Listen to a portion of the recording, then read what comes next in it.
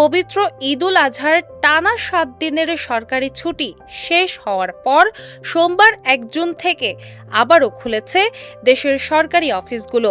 তবে ছুটি শেষে প্রথম কর্মদিবসে বাংলাদেশ সচিবালয়ে পুরোপুরি স্বাভাবিক কর্মপরিবেশ ও কর্মচাঞ্চল্য ফিরে আসেনি। সকালে সচিবালয়ের বিভিন্ন ভবন ও মন্ত্রণালয় ঘুরে দেখা যায় অনেক কর্মকর্তা ও কর্মচারী এখনও কর্মস্থলে যোগ দেননি। ফলে বেশ কিছু দপ্তরে উপস্থিতি ছিল তুলনামূলক কম। কোনো কক্ষে হাতে গোনা কয়েকজন কর্মীকে দেখা গেছে, আবার কিছু কক্ষ ছিল প্রায় ফাঁকাই। তবে দীর্ঘ ছুটির পর কর্মস্থলে ফিরে সহকর্মীদের সঙ্গে দেখা হওয়ায় অনেক কর্মকর্তা কর্মচারীকে ঈদের শুভেচ্ছা বিনিময় ও কোলাকুলিতে ব্যস্ত সময় কাটাতে দেখা গেছে। প্রথম দিনের পরিবেশের কাজের চেয়ে শুভেচ্ছা বিনিময়ের আবহই ছিল বেশি চোখে পড়ার মতো। স্বরাষ্ট্র মন্ত্রণালয়, খাদ্য মন্ত্রণালয়, শিক্ষা মন্ত্রণালয়, ধর্ম মন্ত্রণালয়, স্বাস্থ্য ও পরিবার কল্যাণ মন্ত্রণালয় এবং বাণিজ্য মন্ত্রণালয় সহ বিভিন্ন গুরুত্বপূর্ণ দপ্তরে উপস্থিতির হার ছিল স্বাভাবিক সময়ের তুলনায় কম।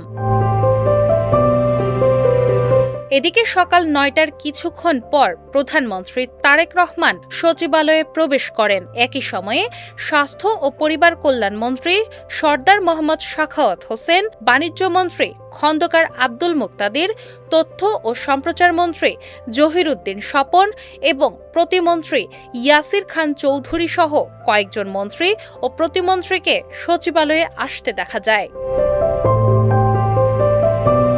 সংশ্লিষ্ট কর্মকর্তাদের মতে ঈদ শেষে অনেক মানুষ এখনও রাজধানীতে ফেরার পথে রয়েছেন।